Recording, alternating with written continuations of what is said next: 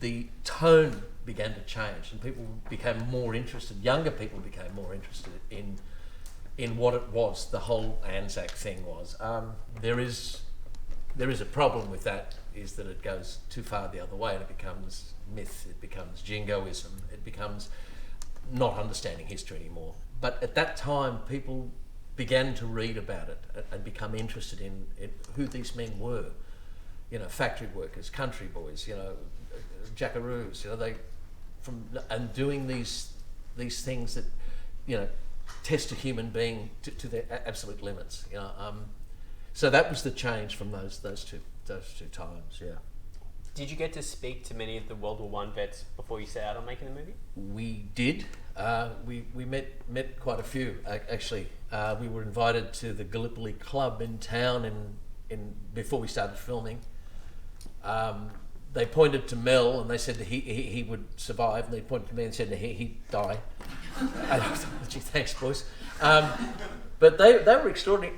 They were bemused by the whole thing because they didn't talk about it a lot. They had a club because they could chat about things that were personal to them, but they couldn't understand why you would want to make a film about something that was so awful, and why they would be interested in it. So that was a fascinating thing. A lot of these guys just didn't talk. It's not like now. There was no debriefing, and it got worse and worse with the Vietnam veterans being flown straight back and then thrown straight into society. That's when we really began to see what trauma and PTSD was. But yeah, we did a whole lot with it. One little story, I'll try not to bore you. When we were filming in South Australia, we were visited on set by 2 light horsemen from the 9th Light Horse. So the 8th was Victoria, the 9th was South Australia, 10th was Western Australia, and together they made the 3rd Light Horse Brigade, and that was then. And they were talking to Peter Weir, and they said to him, he said, we're making a film about the neck. And they just looked at each other and shrugged. He said, do you remember the neck? And they said, no, don't. So we had tea and biscuits with them. About half an hour later, we realised they did know about the neck. They were in the 5th and 6th lines in a trench behind the fire trench waiting to go. They could hear all this happening, and they were the next 2 lines before the order was pulled. And they had just obliterated the memory of it. And it wasn't until we started talking and they were telling us where they were at that time that we put it all together. So they just literally had just pushed us out of their memories. So we had the opportunity to meet them, and I was very grateful for the time that they took, even though they did find us sort of amusing. And, I guess Peter's skills as a director to draw these incredibly emotional stories and incredibly emotional masculine stories out of, from everything from Master and Commander to Gallipoli. What was it like to work with Peter? Just the best. I think you see any interview with any American actor or actress who's worked with him, and they'd say the same thing. He makes you want to do your best, not by pushing or bullying. He just draws you into these worlds that he loves story. He loves little tiny anecdote. I'll try not to bore you. But he gave a speech a few years back at AFTRS with there was an American group of students had come, and he very rarely does this sort of thing, and he decided to speak to them at AFTRS. And I had done a reading of a new screenplay, and they told me about this, and I said, look, I'll just sit up in the back in the dark and just watch the... And he arrived, and I hadn't seen him for quite a while, and he looked a lot older, as we all do. As soon as he started talking about what he does, years just fell off him, and I realised how much he loves what he did. He doesn't direct anymore. It became something else, I guess, for him.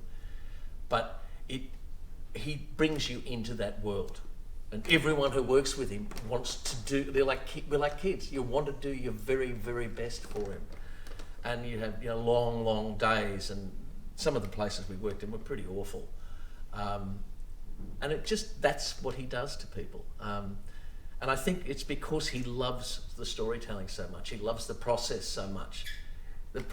What's made at the end is one thing, but process to him is everything. And you can't help but be drawn into that. Yeah. I've heard him talk a lot about the importance of music as a director. I mean, you know, this film has such a varied use of music. Did he use any music on the set with you as actors to get you into it? A couple of times. Very early on in the piece, I was I'd been doing acting on and off since I was a kid in the 60s. I've been a union member since 1968, but this was a whole nother gear, you know, and I was so out of my depth.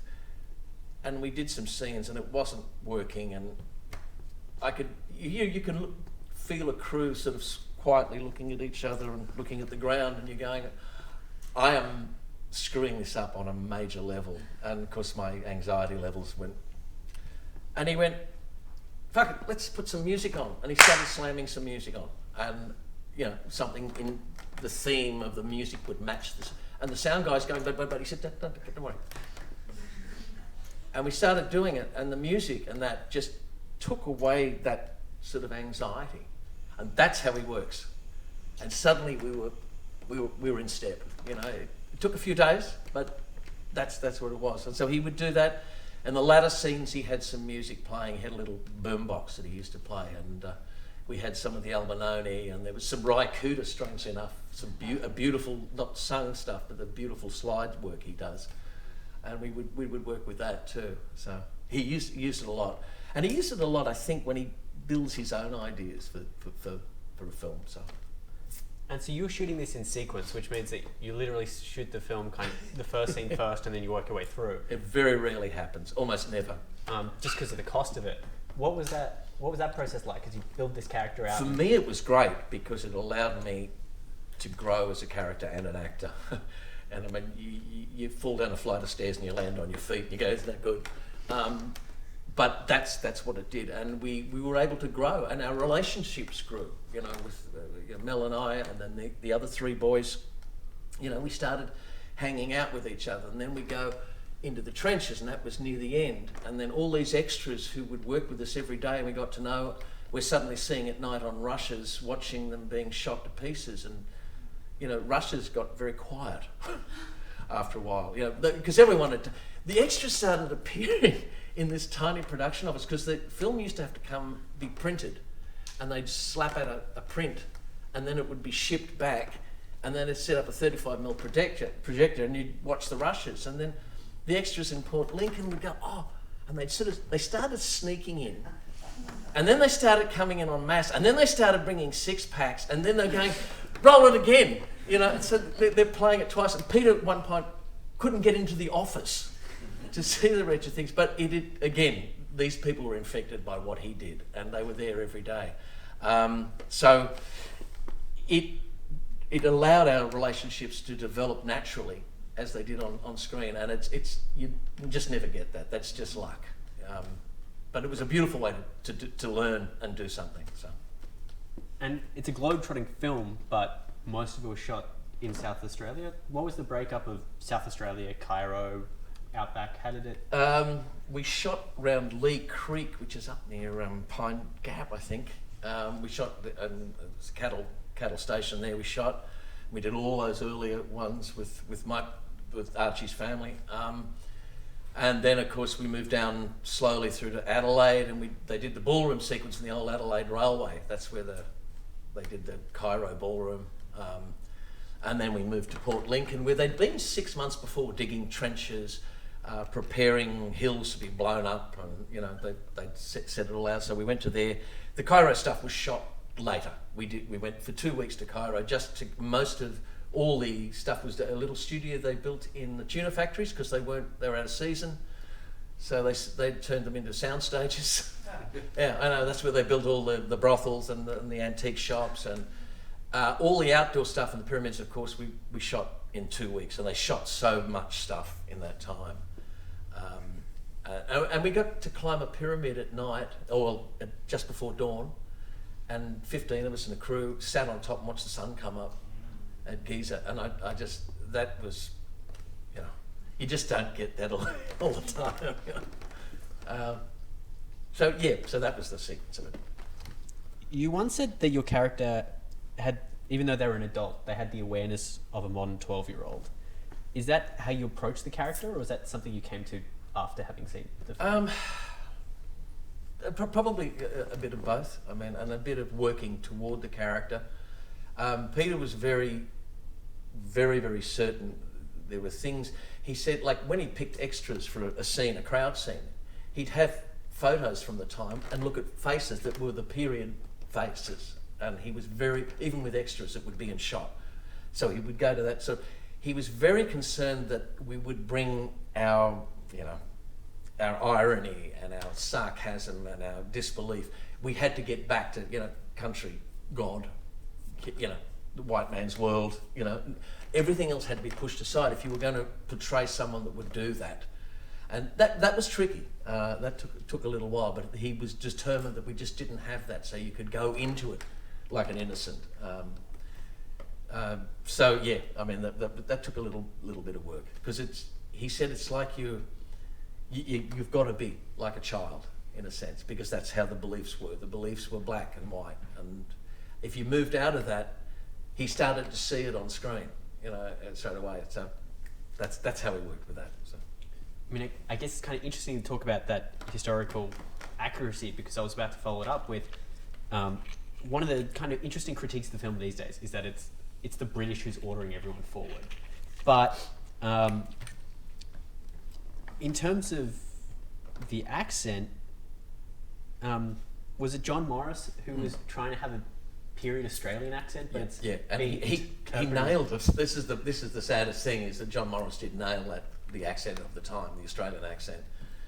Strine was not a thing then. When we see World War I films made where people are talking Strine, it's wrong. Most of us were from overseas, so you had hints of Scots and Irish and everything. The film has been criticised by that, but he is an Australian officer. The reason why he's not named is because when Peter Weir bought his place in Palm Beach, he bought it from a guy who was incredibly arrogant, and he asked him what he was doing. He said, "I'm a filmmaker," and the guy sort of scoffed. And he said, "I'm making a film about Gallipoli." He said, "My uncle was there." And his uncle happened to be the man that kept that attack going. Yeah. And he realised he couldn't use his name, because it'd be also...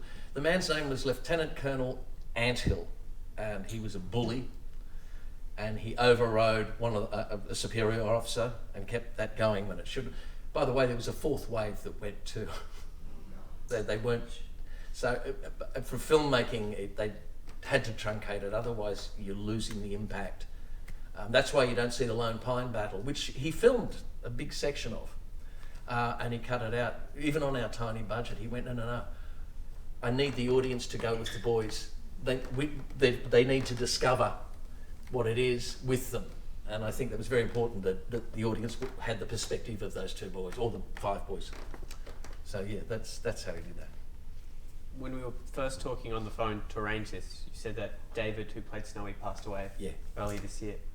Could you talk a bit about what he was like to work with, and how he was on set? Oh, God. David, look, we hadn't been close in the last few years, but he died of lung cancer in the end of July. To be honest with you, I think he was the most talented of all the young guys. He was a comedian, an ice skater. He'd come from vaudeville family, very funny, very quick, would work out a way to steal the best lines, which used to irritate Mel unbelievably.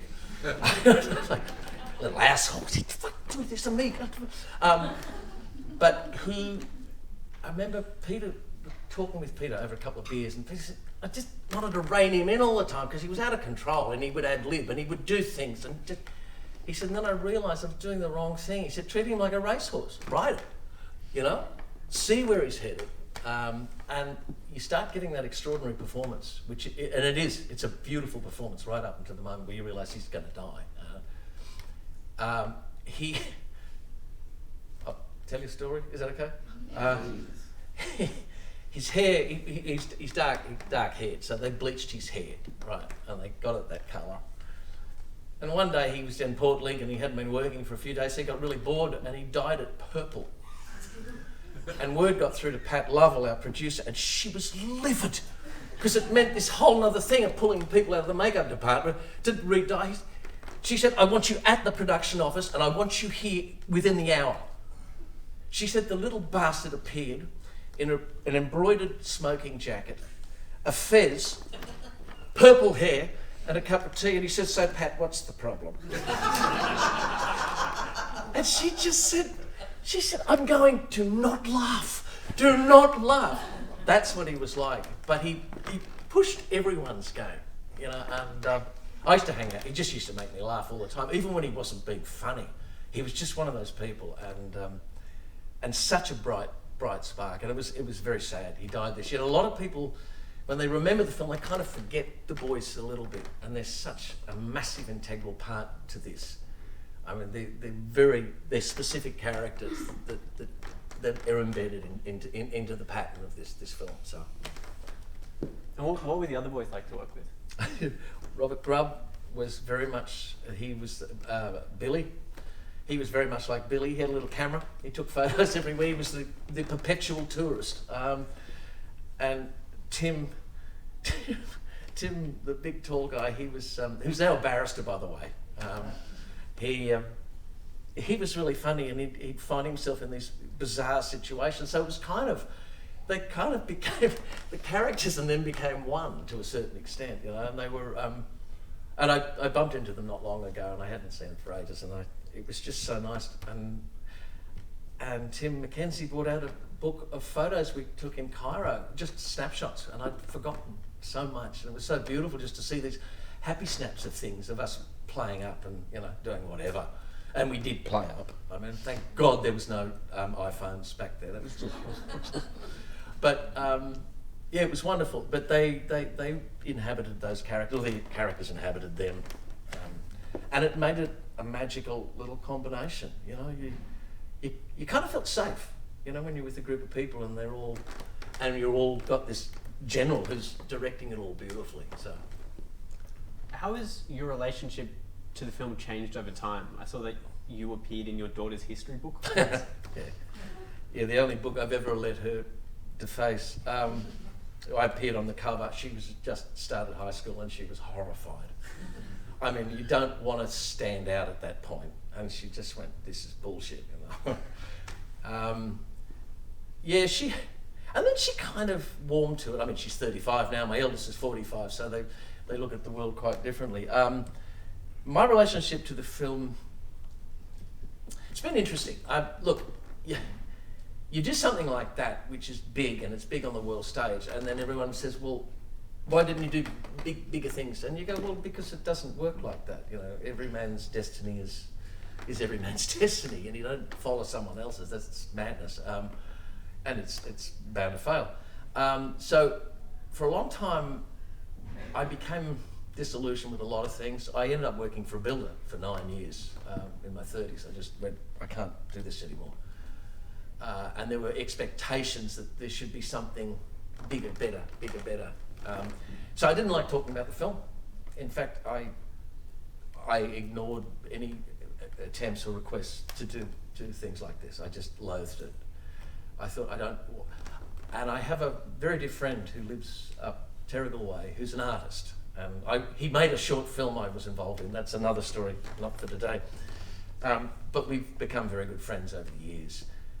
We've been friends for a long, long time. Anyway, we're talking.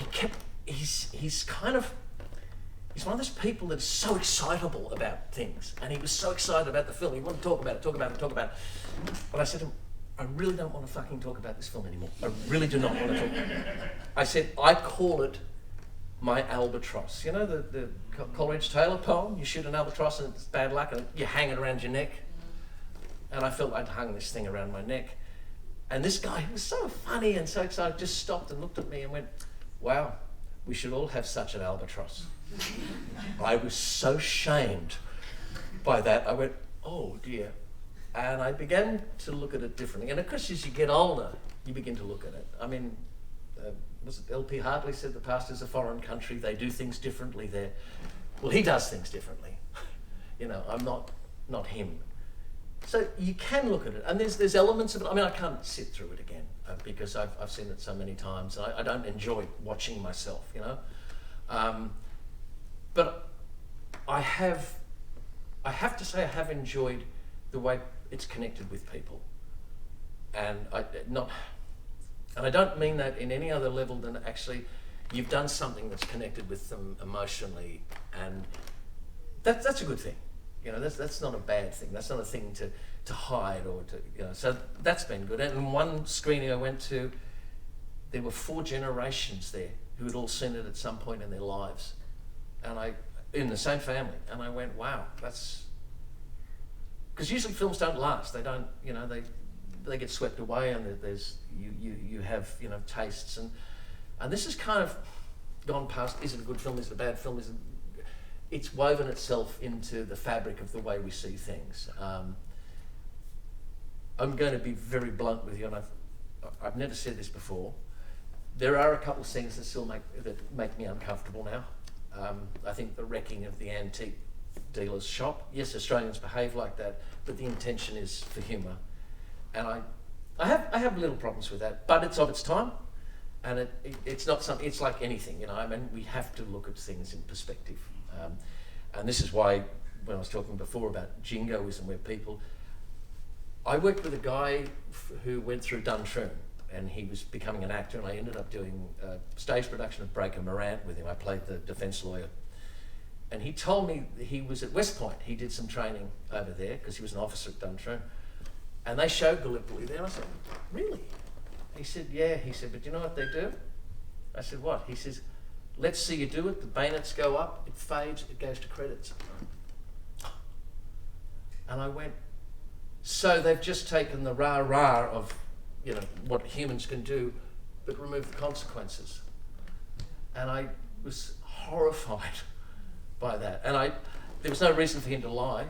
But he said, yeah, he said, I was talking with these Americans. I said, oh, it was a great film. And he said, that's not the film, you know. So there's that side of it too, that you don't want it to be, you know, losing your life in war is not life building. You know, it's the end of everything. So that worries me sometimes, is that people get excited about I don't know. I mean, we're fascinated with war. I mean, as human beings, whether we hate it or love it, we're fascinated by it. And I just hope it doesn't channel people down the wrong way, you know? And that's just my thoughts on it. And that's the first time I've mentioned that about being uncomfortable. But I think we've got to be able to talk like that sometimes, you know? No, I agree. I think that when I watch the film, that is one thing that sticks out, especially when, you know, they're walking down the street and the other guy goes, "Oh, I think we got the wrong shot." Yeah. Going back to that ending, was the freeze frame always supposed to be how it finished? No. I actually have 2 shooting scripts, really early ones, that preceded the final shooting script. There's a scene that finishes, my character was shot, gone, then there's Mel's character runs into the trench, and there's no one left except 2 stretcher bearers pulling people and 1 officer who's gone to water, who doesn't know what has just happened. And it finished with him going, they're reconsidering our situation. Well, there's nothing to reconsider. Everyone's gone. And he leans back, finds the watch and the medal, and just grabs it. And that was the end of the film. And Peter, you know, they went through trying to edit this, and he said it just feels too glib. You know, it's, yeah, we know it's terrible, but it's just glib. And then he did the thing of me being shot, and I was shot, and it hurt. I gotta tell you, they patch up it, they hurt. And they did me, and I'd fall to the ground, and a lot of it was based on, do you know the Lambert painting of the neck? Has anyone seen it at the War Memorial? It's the charge of the 3rd Light Horse Brigade, if you ever get a chance. In one corner, tiny corner, and it's usually trimmed when they put it into books, there's a guy with long blonde hair, no hat on, no rifle, on his knees, and his hands are like that, and they're a stigmata. It's just this tiny little thing, and they played with that, and they actually shot that with, and Peter said, I can't do both hands. He said, it's just too you know, it's too on the nose. So he said, we'll do 1 hand, and they shot all that, and then they went, oh, this is terrible, this is not, and it just wasn't working. And then he said, we'll finish it when he gets shot. So they did the gun thing, and it didn't work the way he wanted, and it took 4 hours to set it up. And I had a receiver in my water bottle, so I would just run, and the guy would press a button, and these detonators would blow. He said, keep your fingers away from your chest. He said, they'll take... So this is how we did it. There was no special effects. It was just real detonators, and they had big ones in the back, so you looked like you were being blown apart. And it didn't work the way he wanted. He had one in the head that was meant to go. So they took another 4 hours to set me up, and it didn't work again, and he was really angry, and he just... he said, I don't know what I'm going to do, because there wasn't a lot of money to go back and reshoot. Anyway, they started playing with it, and he looked at the image, and he went, he got onto them, he said, can you keep it longer, like just with a slight fade? And they said, this is pre-digital, of course. And the guy said, look, after so many seconds, the image corrodes. You can't just keep fading, as they can now, they can fade till infinity. And Peter said, can you try?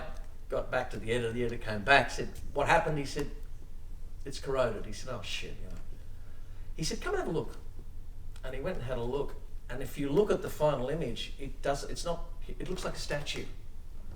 The only thing is the little glint from the dog tag. And Peter went, that's what I want. And so the going to black was just too much. Audiences couldn't take that, you know. It was just like being jolted out of their chairs. But this, it's a similar thing, but it gave them time to just reflect on what had actually happened.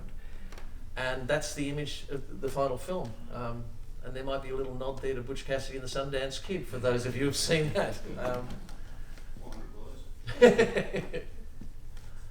You went to Gallipoli finally in 2015. Yeah. What was it like to finally go there after having all that build-up? Well, I went with my wife, and I wasn't sure.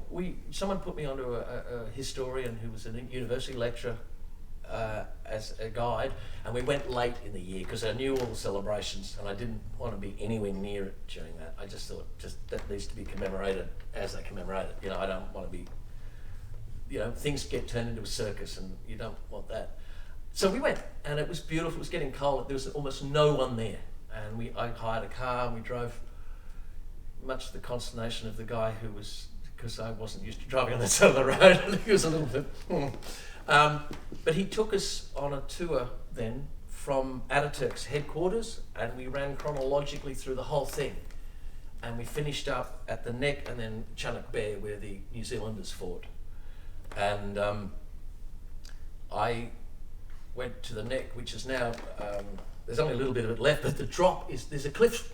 You've got to come up this tiny little track way up a cliff to get to there's a car park where the Turks were, which is about 25 yards away, like half a swimming pool, which is the shortest area.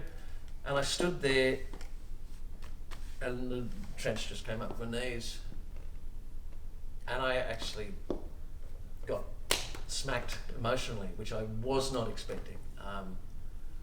It's suddenly, it's something, it is a place that will do that to you. I mean, there's just so much death there and so much commemoration. I mean, the Turks, how on earth they allowed an invading force to have memorials there, I don't know. I don't think it's ever happened in history before, has it? Where the country's allowed the invaders to keep, and it's prime waterfront real estate, we're talking about. But it was far more sort of moving than I was anticipating. I won't go back. I don't want to double up on that. That was it. That was the moment. So yeah, and when we were leaving, the guide who knew all the cellars, they were closing down for the winter because it was rainy and drizzly, and we got cups of tea and stuff. And he told them, they were asking who I was, and he said, and this guy came here and he said, he put some bits of bullets and shrapnel in my hand. He said, that's from that place. He said, that film gave us all jobs here. Because no one sort of went there before then. Peter was there, there was hardly anyone there back in the 70s. And these guys said, we have a living here. And I found that, wow, he said, yeah, thank you. It was like, it's since about 84, 85 it started to pick up for them. And now, of course, it's a living for them. So Mark, we were there in June, end of June. Yeah. And we went with the same guide, Oh. Kevin. Yeah. And And we were talking about that, and he gave us a similar tour to the one that you had, and he said, oh yeah, there was this lovely young man who came, back in 2015, and he said he did the whole tour, and then he said, I recognise you, you're someone. So he remembered you. Oh wow. 10 years on. So Yeah, he's. certainly made an impression. If you ever go there, hire him. He's worth every penny. He was extraordinary. He there was one moment though where we stopped and a busload of New Zealanders turned up. I don't know where they came from, but of course we were close to Chinook Bay, so I guess that's where they go. Anyway, he was talking to the bus driver. He said, "Oh, the bus driver's a student of mine. He was a student of mine at university." They're chatting away, and they're looking at me and they're pointing. And he went over and told the whole bus thing, and then, so they took photos. So it was the only time that happened. But one of the guys came up to me and went, "So do you just live here and do this for a living?" Like, I just no. Yeah. So one more thing, the Australian war graves went there not long after the end of the war to find the fallen soldiers, and we've had memorials there for decades and decades. The Turks really only just started to put their significant memorials in. Most of them are empty. They're there to honour the dead are long gone. Yeah. I mean, But they've really only just started. I know they've just Like gone. national. We need to. Yeah, I mean it was. Whereas Australia's had it over Ever the since years. the war. Yeah, it's become a big thing, and there's good in that, and there's bad in that. Well, and you know. part of the reason is credit to you and Peter Weir. I mean, that movie opened our eyes. Well, it was, yeah. I mean, I guess, That yeah. helped with the vigil and the understanding. It was one of those things. It was like the way people began to look at veterans changed. I mean, the Vietnam Veterans March was '84, I think. Remember that big one they had in Sydney, bringing them home? These poor guys that had been, because I knew a lot of those guys too, and they were treated so badly. Some of them, they just, one guy said, 3 marriages and 10 million beers later, and you realise you've really got to get help. But yeah, the public opinion had changed about the combatants, and that was, and we just dovetailed into that. We we fell down a flight of stairs and landed on our feet. Mark, you've got a play coming up. Get Sando at the Flight Path Theatre in Marrickville. If you can get along to it, please attend. Thank you. Do we have any quick questions from the audience or anyone's thoughts?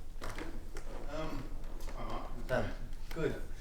I love the camaraderie between the characters. It's like one of the things that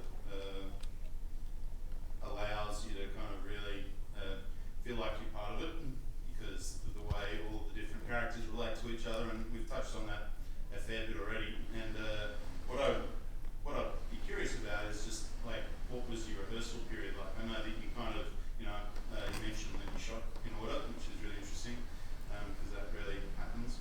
But even before filming and stuff like that, what was the rehearsal process to kind of, create that camaraderie that you have with Frank and? A lot of that was created on set. But we had minimal. Peter didn't like to rehearse too much. He feels things start to get a little tired, and he loves. I mean, Peter's he doesn't make films now, unfortunately. Was very receptive to the happy accident. Like he will not fight for something just because it's his idea. If someone has a better idea, that's the one he'll take. And so a lot of rehearsal for him. He feels things getting a little stale. So we'll go over the night before. We look at some dialogue and stuff. What are we doing? He'll explain how he's going to shoot it and stuff like that. Which was, very concise, the shooting. I mean, they just didn't have the budget to shoot the shit out of every scene. They really had to think. And for him to scotch the Lone Pine battle, which was the beginning of the boys going across and explosions and a big crane shot, was because he said, if I show them that battle, the second one doesn't have the impact. So I'll just cut everything I've spent money on, So yeah, that's the way he worked with us. But again, he had a very clear idea of the relationships. So you could always go back to him and he was never going to let you down on that level. So that's where they developed. But there wasn't massive amounts of rehearsal because he was wary of what that can do. Yeah. And people get tricks together, they start to use it. And he could see them on screen. He'd pick up things and go, that's the tiniest movement that just didn't seem right. And he'd work against that. He had Johnny Seal was the camera operator. Russell Boyd was the director of photography.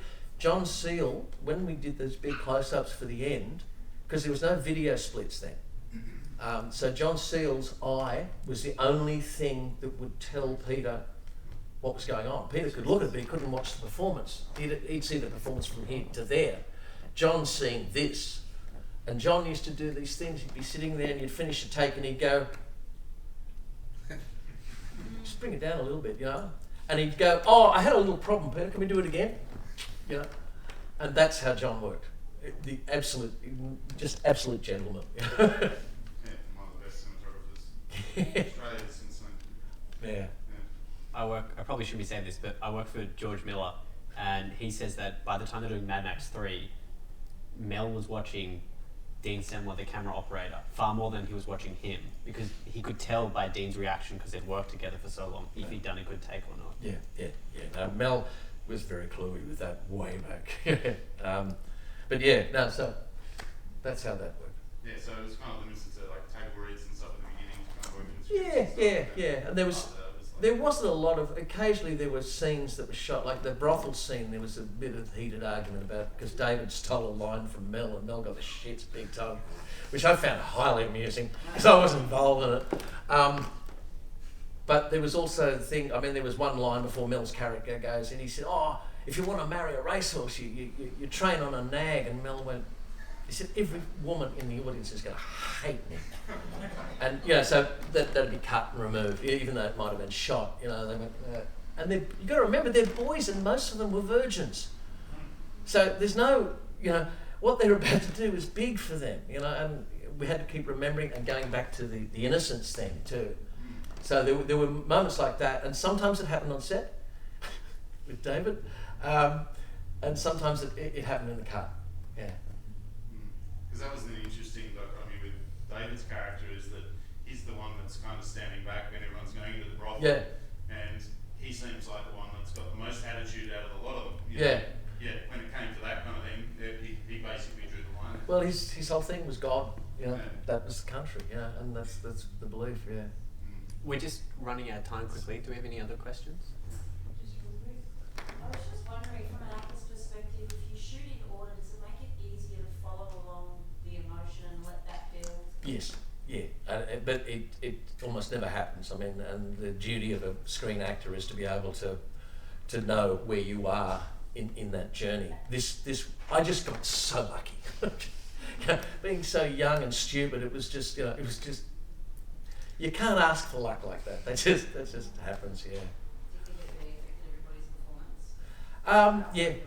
Yeah, it did. But again, it comes down to Peter. You know, he was able to draw that out of people, and even Billy Hunter, who was the biggest cynic on earth, you know, and a lovely man. He made Bill. Bill was in tears by some of those last scenes, you know, and it really was. And it was all Peter, you know, going, come on, you can do this, you know. So. Yes, I would thank you so much for sharing your experiences and things with us. I know we've got a couple of filmmakers in the room, but I would love to know about more about your preparation for the role physically, because I think something that really stands out to me is not just the sincerity of this film and the heart in it, the earnestness that we've sort of talked about, but also how visceral it is. It was quite rare to be struck by something so, it's got a lot of grit behind it, and obviously a lot of the film. There was we were given that time and the right trainers to sort of build up the bodies a little bit, and we had running trainers and military trainers, so we had all of that, but we did things which you would not do these days. I mean, that train sequence, we ran between a train on a track at night and a camera bolted on the back of a ute with no communication, and hop on the train. The first time it got away and the townsfolk were all out there, ah! You know, Peter said, you slow the train. And when it finished, he said, geez, that looked great, it looked dangerous. And he went, I suppose it was.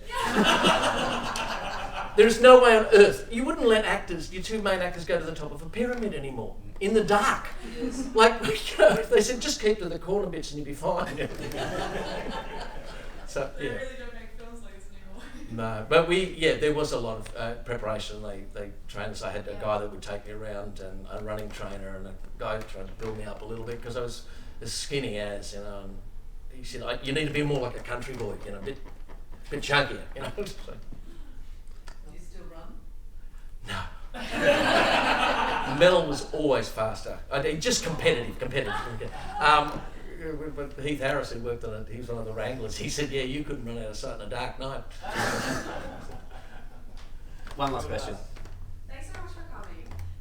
So this is one of the first films ever for me where I remember having like quite a reaction at the ending and the choice of the ending. I was just wondering what your reaction first was, because obviously it wasn't necessarily in the script, like freeze frame and No. that's where it ends. And then sort of hearing other people's reactions over the years. Like my friend here, it's the first time he's seen it, and even he was sitting here like, oh, that's brutal. It's a smack in the face. I mean, Yeah. it really is. The first time I saw it, no, because we saw it in so many iterations. We saw it with the last scene, which was then cut. Yeah. So for me, it was a work in progress. So it didn't matter. My girlfriend, who was to become my wife, I've now been married to her 40 years. I said, Roadshow's showing a couple of screenings to critics, but it hadn't been released. And I said, "Do you want to go and see it?" And Mum was busy, and Dad said, "Oh, I'll go with Marianne, and we'll go." I said, "Okay." I said, "I'm going out anyway, so go."